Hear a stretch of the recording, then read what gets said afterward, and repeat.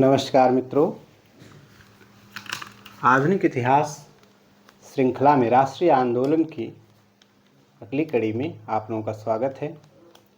अब हम लोग जैसा कि पीछे प्रथम चरण की क्रांतिकारी गतिविधियों के बारे में पढ़े, दूसरे चरण की क्रांतिकारी गतिविधियों को रोकते हैं यहीं पे गांधी, ताकि इतिहास का एक अपना सीक्वेंस चलता रहे और कहानी की तरह हमें याद हो जाए। आज हम लोग स्टार्ट करेंगे गांधी युग, यानी राष्ट्रीय आंदोलन का तीसरा चरण। Gandhi ji is the father of nation, also known as Mahatma Gandhi. He was born on 2 October 1869 at Porbandar in Gujarat. Gandhi ji Gujarat के पोरबंदर नामक स्थान पर उनका जन्म हुआ।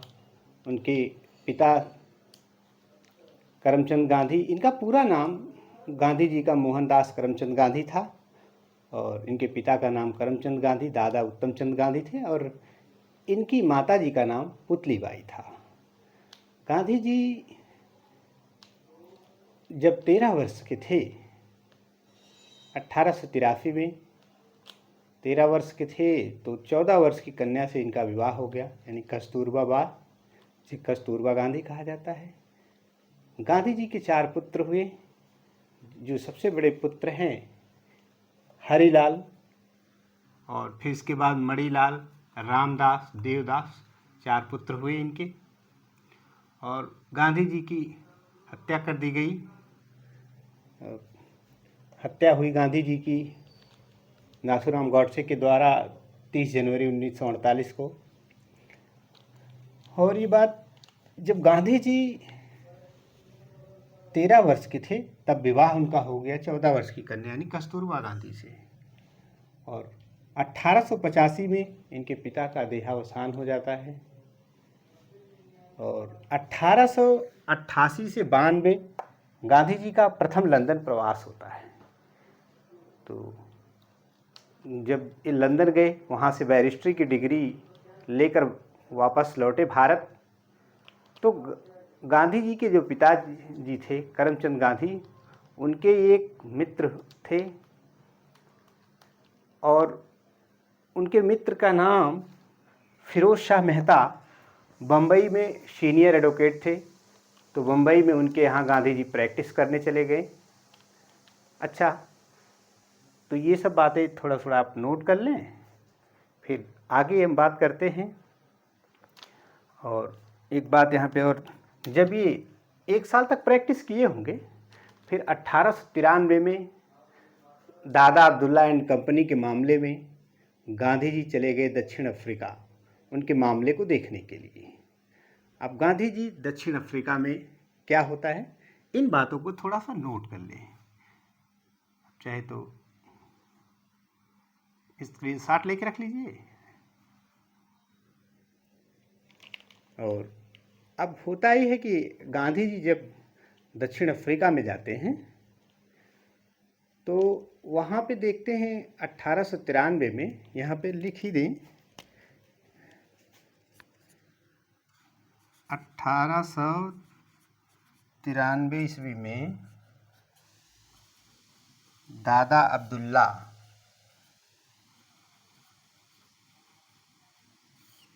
एंड कंपनी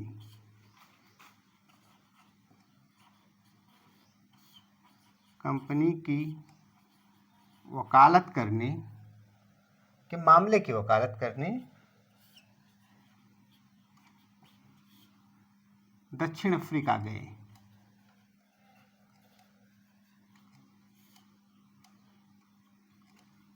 गए थे 1 वर्ष के लिए, लेकिन रह गए वहाँ 21 वर्ष तक, 21-22 वर्ष तक रह गए। तो इन बातों को आप नोट कर लिए होंगे।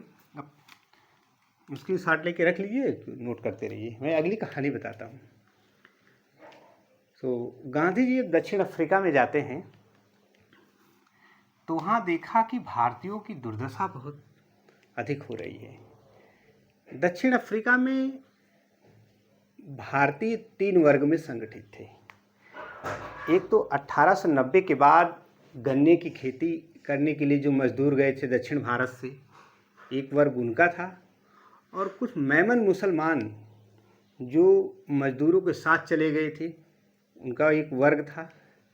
और तीसरा वर्ग जो था भारत से आए हुए जो मजदूर थे वहाँ पे दक्षिण अफ्रीका में, यानी भारत से गए हुए और अनुबंध समाप्त होने के बाद वहीं पर रहने लगे।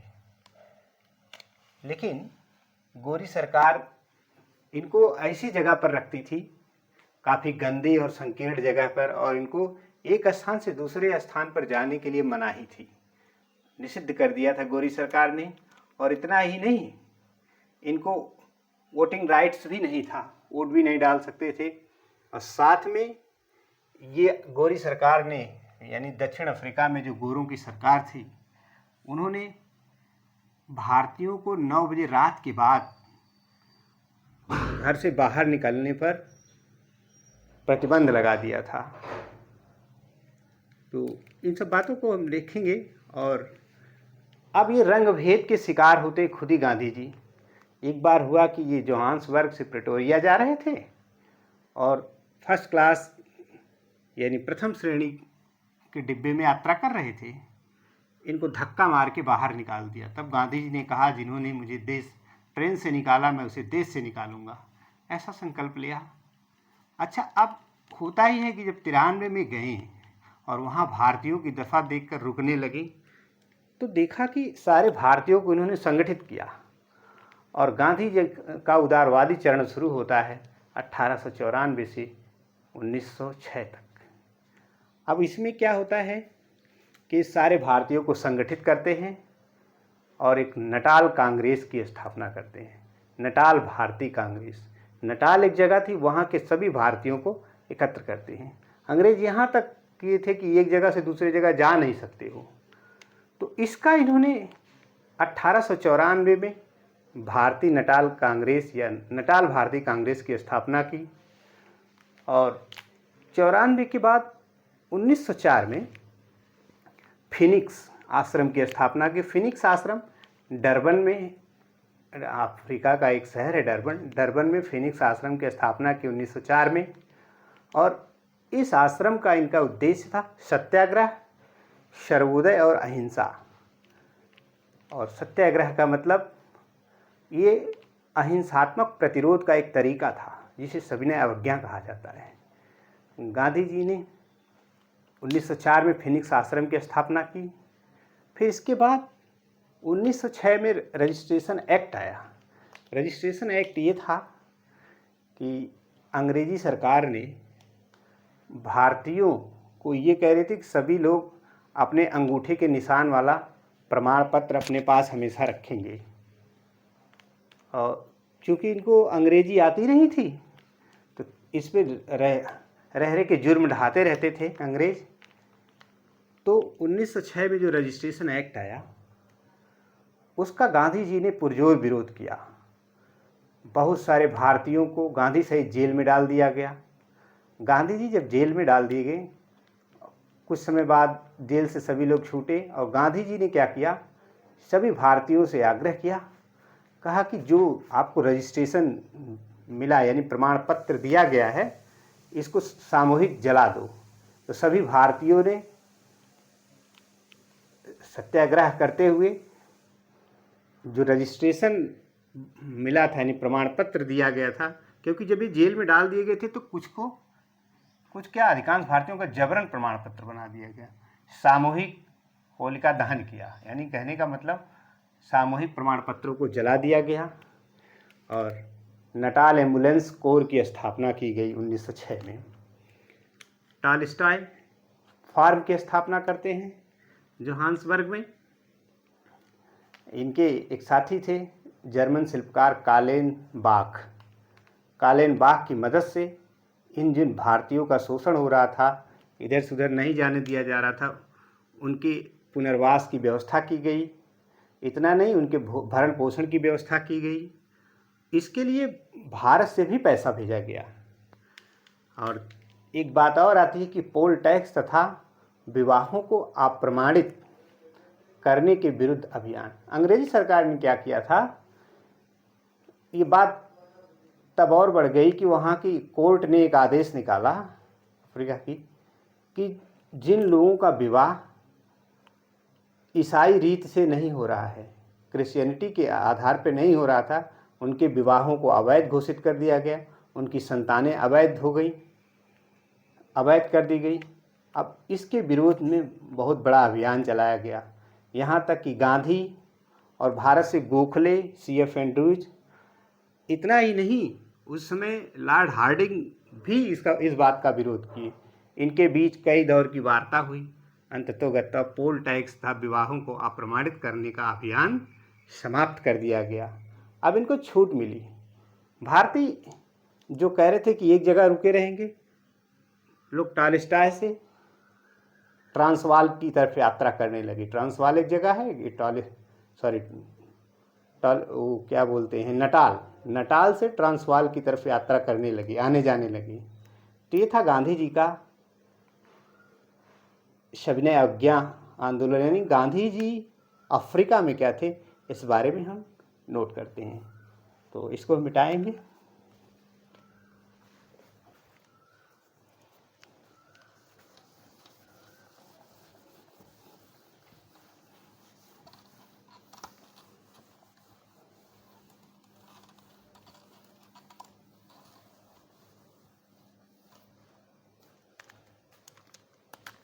अफ्रीका में गांधी जी,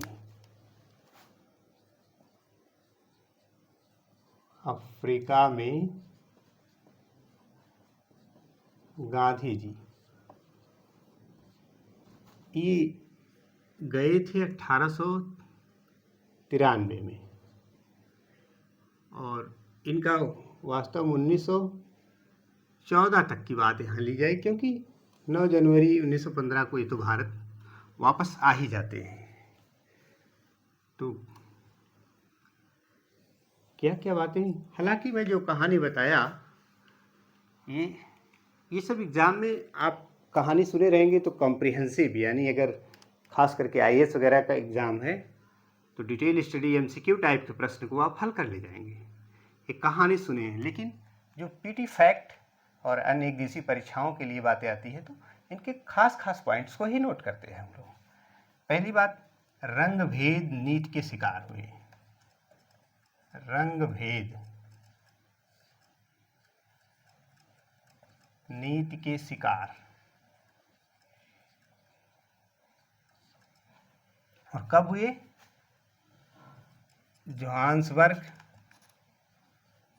जोहान्सबर्ग एक शहर है, जोहान्सबर्ग से प्रेटोरिया जाते समय, प्रेटोरिया वहाँ की राजधानी है, प्रेटोरिया जाते समय। अब इस बात को हम नहीं लिखेंगे कि उनको ट्रेन से बाहर फेंक दिया गया। समझ लीजिए कि जब ये जा रहे थे जोहान्सबर्ग से प्रेटोरिया, उस समय इनको ट्रेन से धक्का देके बाहर कर दिया गया था। तो ये रंग भेद नीति के शिकार हुए थे, जैसा कि यहाँ के मजदूरों के लिए जो बातें हुई मैंने बता ही दिया। और 1894 में इन्होंने नटाल कांग्रेस की स्थापना की। 1894 में इनका क्रम पूछा जाता है घटनाओं का, इसलिए थोड़ा सा सन यहाँ याद कर ले तो अच्छा है। भारतीय नटाल कांग्रेस या नटाल, इस तरह भी लिखते हैं इसे, नटाल भारतीय कांग्रेस। नटाल जगह है, नटाल भारतीय कांग्रेस, या शॉर्ट में केवल नटाल कांग्रेस की स्थापना।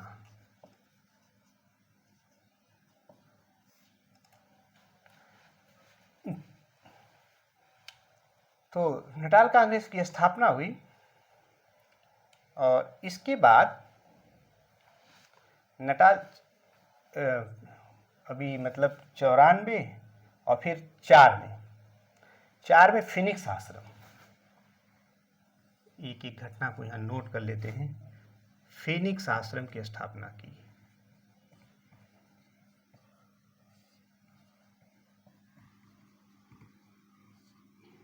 फिनिक्स आश्रम की स्थापना, और ये अफ्रीका के डरबन शहर में था, डरबन में, और 1904 की घटना है। 1904 ईस्वी में। फिर साथ में रजिस्ट्रेशन एक्ट का इन्होंने जो विरोध किया। अब रजिस्ट्रेशन एक्ट मैंने बता दिया कि भारतीयों को प्रत्येक अंगूठे का निशान लगा हुआ एक प्रमाण पत्र अपने पास रखना पड़ता था। रजिस्ट्रेशन एक्ट का विरोध 1906 में, या प्रमाण पत्र भी कह सकते हैं। रजिस्ट्रेशन कानून यानी एक्ट, रजिस्ट्रेशन एक्ट का विरोध 1906 में ये सफल हुआ। हालांकि पहले गांधी जी पत्र लिखकर भेजते थे अंग्रेजों को, अंग्रेजी सरकार को, कहते थे कि हम आपके भारत के लोग, ब्रिटेन का उपनिवेश है भारत, इसलिए यहाँ भारतीय नागरिकों की रक्षा करना ब्रिटेन का धर्म है। लेकिन अंग्रेज इतने से नहीं माने, तो गांधी जी को सत्याग्रह का सहारा लेना पड़ा। रजिस्ट्रेशन एक्ट, और इन बातों को थोड़ा सा इधर लेकर लिखिए, कुछ और बातें आती हैं। Registration act, Natal Congress, Phoenix आश्रम, और एक है टॉलस्टॉय बॉडी, टॉलस्टॉय बॉडी या टॉलस्टॉय फार्म। चलिए मैं फार्म लिखता हूँ। दोनों बातें आपको किताबों में भी मिलेगी, इसमें कोई जूझने की ज़रूरत नहीं है। ये 1910 में स्थापना होती है,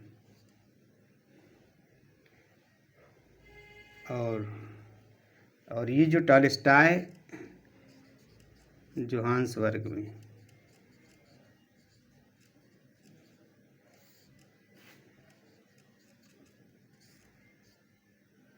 और साथ में एक काम और किया, पोल टैक्स तथा भारतीय विवाहों को अप्रमाणित करने के विरुद्ध अभियान। पोल टैक्स,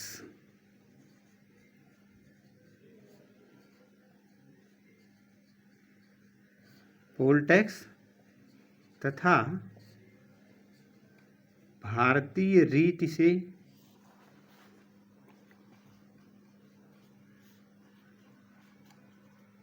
हुए विवाहों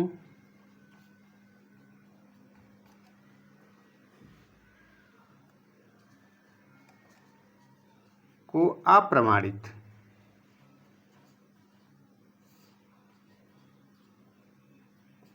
करने के विरुद्ध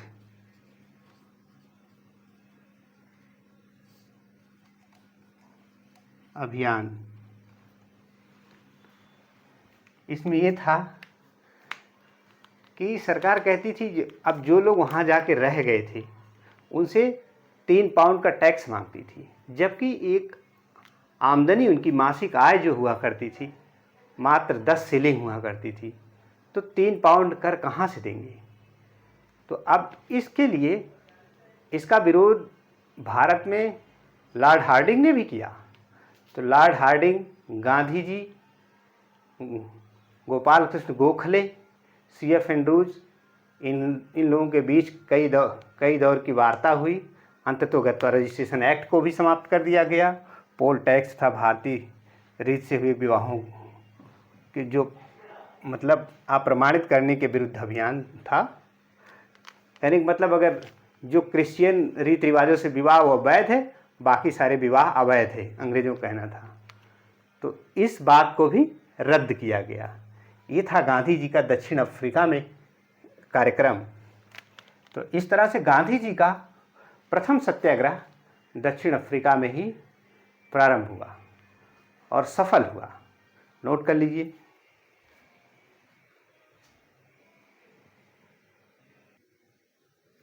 तो इसको आप नोट कर लिए होंगे या स्क्रीनशॉट लेके नोट कर लीजिएगा।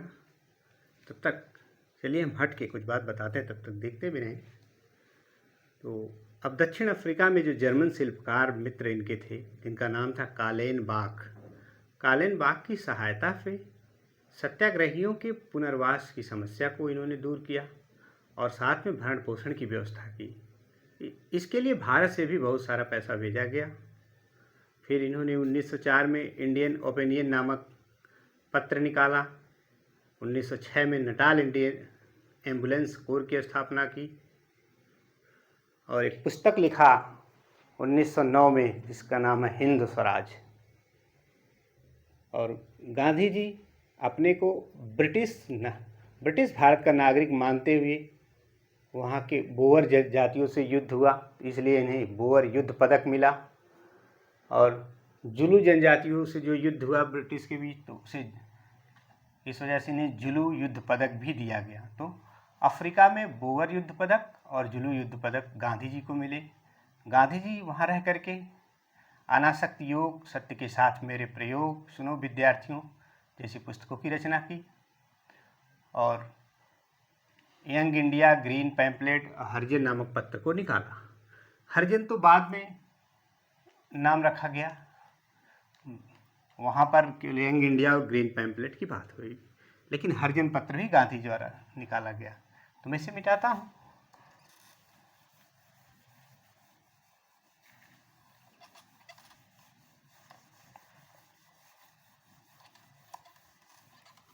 उम्मीद है कि आपको फैक्ट्स बहुत मिलेंगे।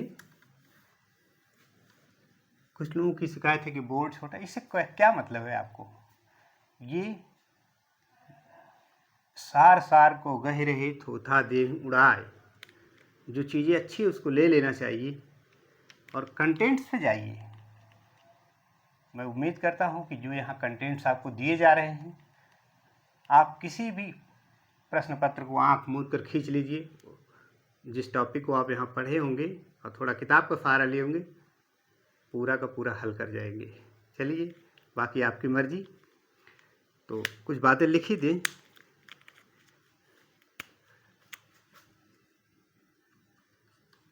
गांधी जी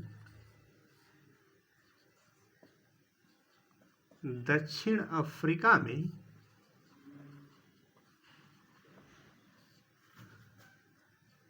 अपने जर्मन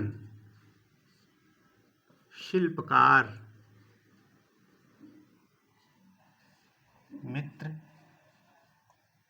मित्र का नाम है कालेनबाख। ये नाम याद रखना है, कालेनबाख। कालेनबाख की सहायता से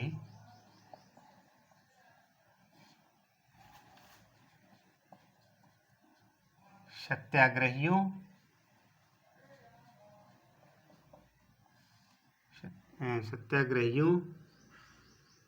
की पुनर्वास तथा भरण पोषण की व्यवस्था की।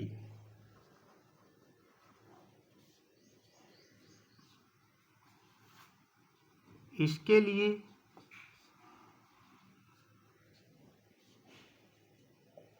भारत से भी पैसे भेजे गए।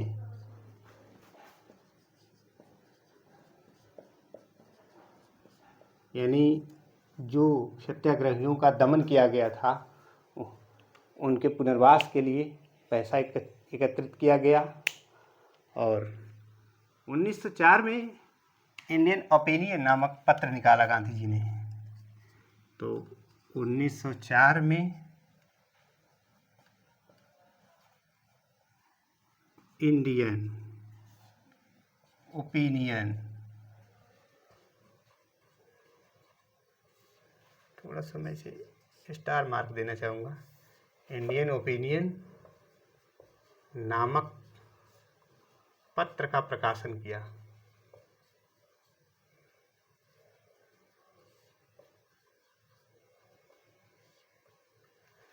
और 1906 में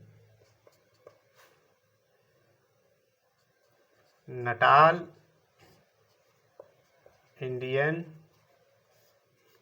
एम्बुलेंस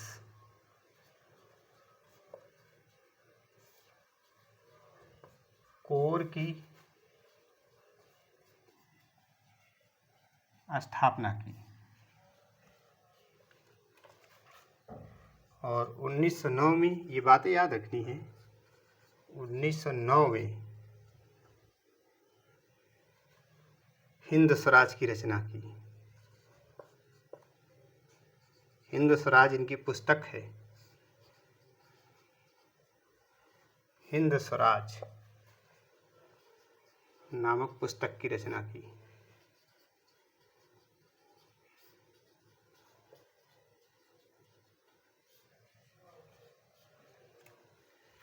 नोट कर लें, फिर कुछ और तथ्य जोड़ दिए जाएं।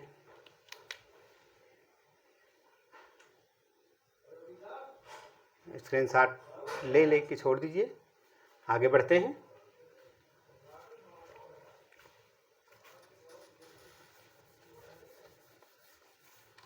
स्पेस थोड़ा कम है, इस वजह से ऐसा कहना पड़ता है, फिर भी आप पाँच करके चाहे स्क्रीनशॉट लेके नोट अपना बना सकते हैं। और पूरे उम्मीद और आशा के साथ कह सकता हूँ कि प्रश्न आएंगे तो आपको यहीं से आएंगे। बोअर और अफ्रीका में रहते हुए इन्हें बोअर और जुलू,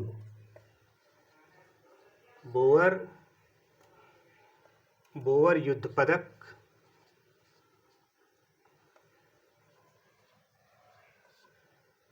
एक बोअर युद्ध तथा दूसरा जुलू युद्ध पदक, जुलू युद्ध पदक प्राप्त किया। कौन? गांधी जी ने। ये बातें हुई। कुछ इनकी पुस्तकें और हैं, लिख लेते हैं, जैसे अनासक्त योग,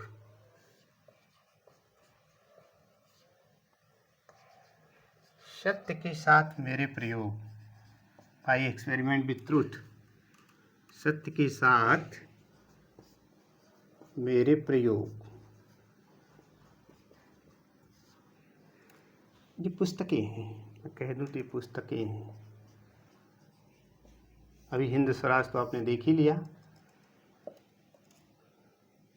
अनासक्त योग, सत्य के साथ मेरे प्रयोग, और विद्यार्थियों को भी प्रेरित करते थे। तो एक और पुस्तक इनकी थी, सुनो विद्यार्थियों।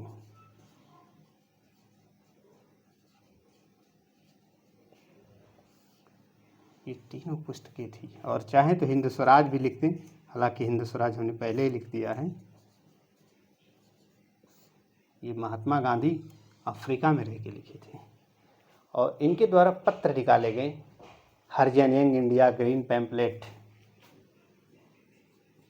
ग्रीन पैम्पलेट, हरिजन, ये बाद में नाम हरिजन रखा गया दूसरे का, ये हरिजन वहाँ नहीं, लेकिन इन्हीं से संबंधित इसलिए लिख दिया। और एक पत्र इन्होंने निकाला था, यंग इंडिया, ये गांधी जी के ही द्वारा निकाले गए पत्र हैं। ये सब क्या हैं? पत्र हैं। कब प्रकाशन किया गांधी जी ने? तो हट जाता हूँ, इसको स्क्रीनशॉट ले लीजिए। ठीक। अब क्या होता है कि गांधी जी के राजनीतिक गुरु थे गोपाल कृष्ण गोखले। गोपाल कृष्ण गोखले के कहने पर 9 जनवरी 1915 को गांधी जी मुंबई के अपोलो बंदरगाह पर उतरते हैं, यानी गांधी जी अब भारत आते हैं। और उसी समय प्रथम विश्व युद्ध चल रहा था। गांधी जी आए और ब्रिटिश सेना में, यानी भारतीय ब्रिटिश सेना में अधिक से अधिक भारतीयों को भर्ती होने के लिए कहा। अंग्रेजों ने इसके लिए गांधी जी को कैसर-ए-हिंद की उपाधि दी, और जिसके कारण गांधी जी को भर्ती करने वाला सार्जेंट या एजेंट भी कहा गया। तो इनको नोट कर लें।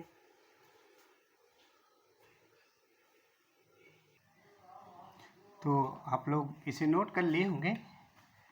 अब क्या होता है कि गांधी जी आते हैं भारत, अब अपने वतन वापसी होती है। तो अफ्रीका से भारत,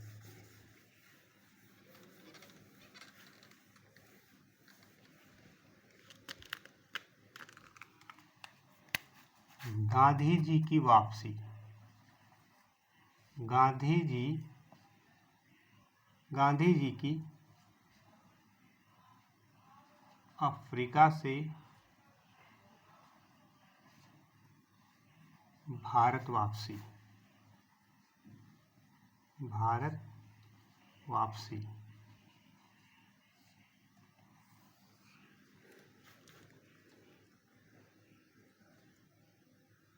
अपने राजनीतिक गुरु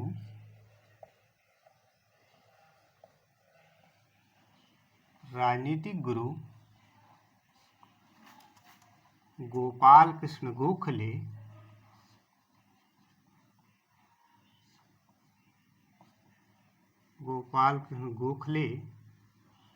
के कहने पर,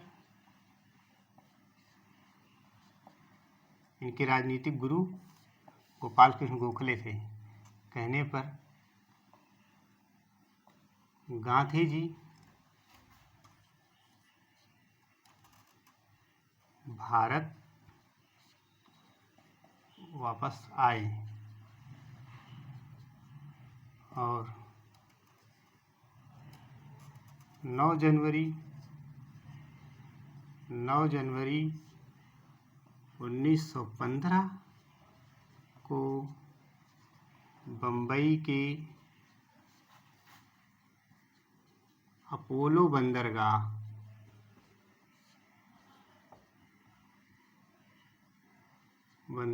पर उतरे।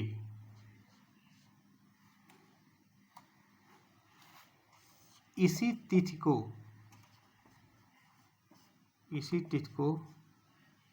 अर्थात 9 जनवरी की तिथि को, इसी तिथि को भारत में प्रवासी भारतीय दिवस मनाया जाता है।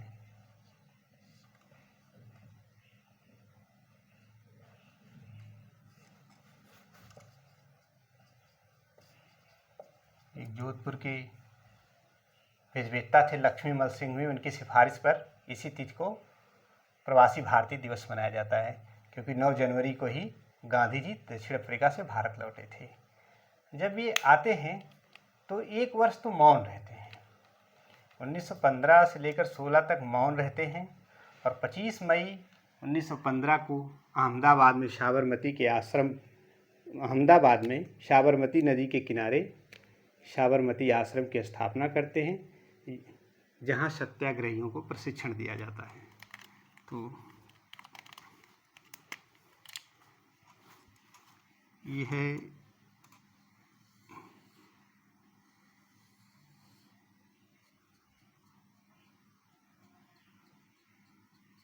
साबरमती नदी, और मैं थोड़ा सा लिख दूं कि मौन वर्ष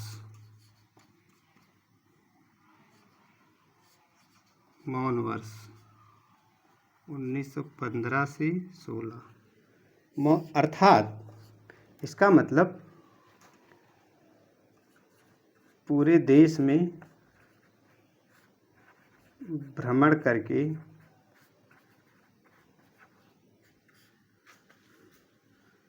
हालात का जायजा लिया, हालात से रूबरू हुए।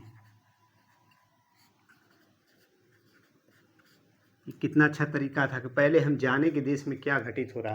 गांधी जी आए, 1 साल तक पूरे देश में भ्रमण किया, क्या क्या हो रहा है, और 25 मई 1915 को यहाँ पे साबरमती नदी के तट पर साबरमती नामक आश्रम की स्थापना की।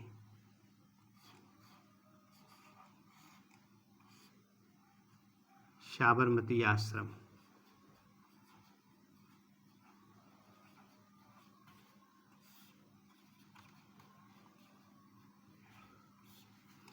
और ये है 25 मई 1915 को की स्थापना। स्थान है, ये शहर है अहमदाबाद, गुजरात की राजधानी अहमदाबाद है। अहमदाबाद में ये साबरमती नदी है। और इस साबरमती आश्रम में क्यों साबरमती आश्रम खोला गया था, इसका उद्देश्य क्या था? सत्याग्रहियों को प्रशिक्षण देने के लिए, क्योंकि उनका प्रथम सत्याग्रह अफ्रीका में हुआ था और अफ्रीका में सफल हुआ था। तो यहाँ भी इन्होंने यही कार्य किया, सत्याग्रहियों को प्रशिक्षण देने के लिए।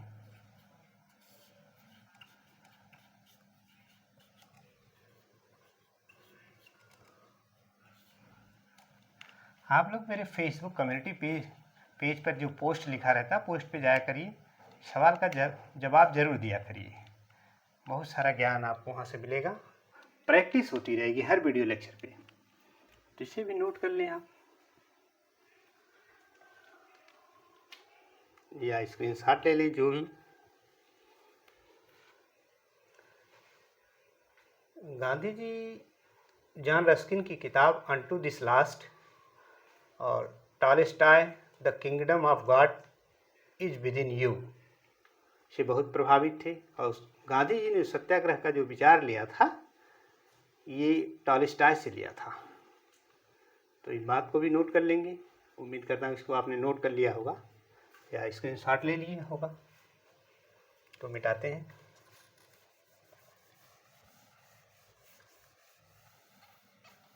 गांधी जी दो लोगों के विचारों से बहुत प्रभावित हुए। पहला, जॉन रस्किन की पुस्तक, जॉन रस्किन की पुस्तक, वो पुस्तक है unto this last, unto this last, ये इनकी पुस्तक है। और जो सबसे ज़्यादा प्रभावित गांधी जी को की वो टॉलस्टॉय की पुस्तक है the kingdom of God is with in you. Tolstoy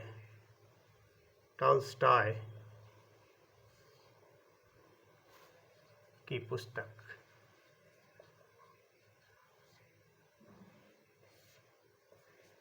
इसको विशेष याद रखेंगे, the kingdom of God is with in you.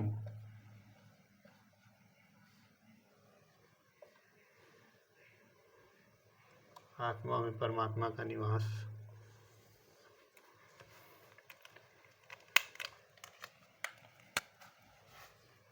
Gandhi ji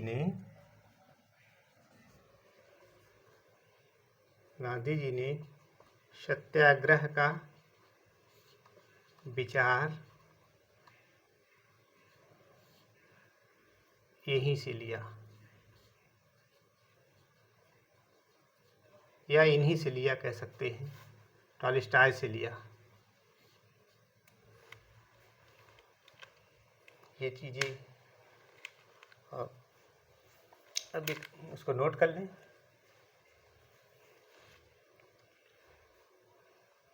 और गांधी जी वायरल कब होते हैं ज़रा उस बात को भी लिख लें। उम्मीद करते हैं कि इसको आपने नोट कर लिया होगा। मिटा रहे हैं इसे। तो 1 साल तो मौन रहा गांधी जी ने चुप्पी साधी, पूरे देश का भ्रमण किया और देखा कि देश में क्या क्या घटनाएं घटित हो रही हैं, देश के हालातों से परिचित हुए। फिर इसके बाद BHU का उद्घाटन होता है, काशी हिंदू विश्वविद्यालय। शार्ट में BHU लिख रहा हूँ, बनारस हिंदू यूनिवर्सिटी का उद्घाटन। इसके संस्थापक हैं महामना मदन मोहन मालवीय। का उद्घाटन होता है 1916 में।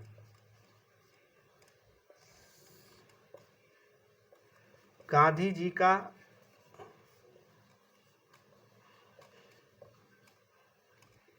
प्रथम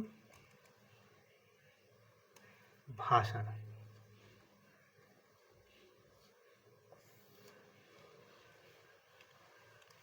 गांधी जी का भाषण यहीं पर विवादित हुआ। दरभंगा के राजकुमार या कहीं कि देश विदेश के जितने राजा रानी सब लोग आए थे, राजकुमारियां आई हुई थी, हीरे जवाहरात जड़े हुए, अपने आभूषण पहने हुए थे, मुकुट लगाए हुए थे। तो गांधी जी ने कहा कि यदि ये हीरे जवाहरात, सोने चांदी देश के गरीब जनता के पेट भरने के काम नहीं आते, उनकी गरीबी नहीं मिटाते, तो इनकी चमक धूमिल है, अर्थात इनका पहनना व्यर्थ है। तो दरभंगा की राजकुमारी थी, उठ के चली गई। इसी तरह कुछ राजकुमार चले गए। अब ये गांधी जी का भाषण बहुत विवादित हुआ, वायरल हुआ, अगले दिन अखबार में छा गए और इसी विवादित बयान के चलते गांधी जी आम जनमानस में चर्चित हो गए।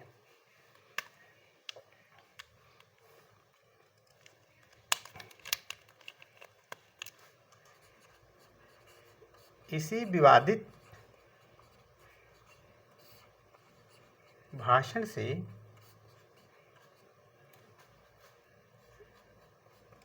अखबारों में अगले दिन छप गया, गांधी जी भारतीय जनमानस में चर्चित हो गए।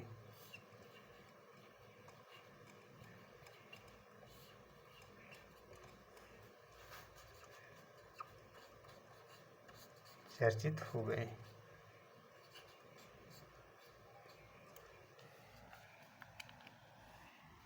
ऊपर मिटा के एक बात और लिख लें,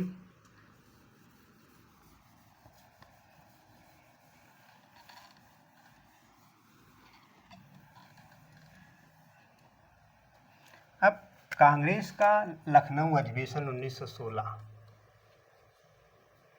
कांग्रेस का लखनऊ अधिवेशन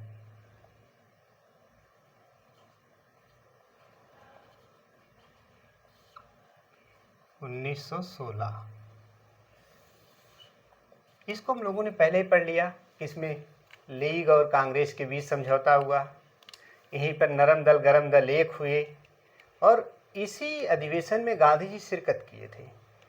तो अब बिहार में यानी चंपारण में, बिहार के चंपारण में किसानों की दुर्दशा के लिए आवाज़ उठाने के लिए राजकुमार शुक्ल ने इन्हें चंपारण आने के लिए कहा, इनसे आग्रह किया कि आप चंपारण आइए। तो गांधी जी लखनऊ अधिवेशन में राजकुमार शुक्ल ने गांधी जी को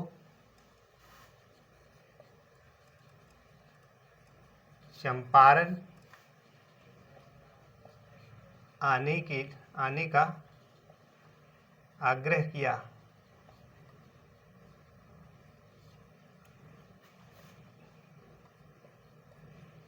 ताकि वहाँ के किसानों, वहाँ के किसानों की दुर्दशा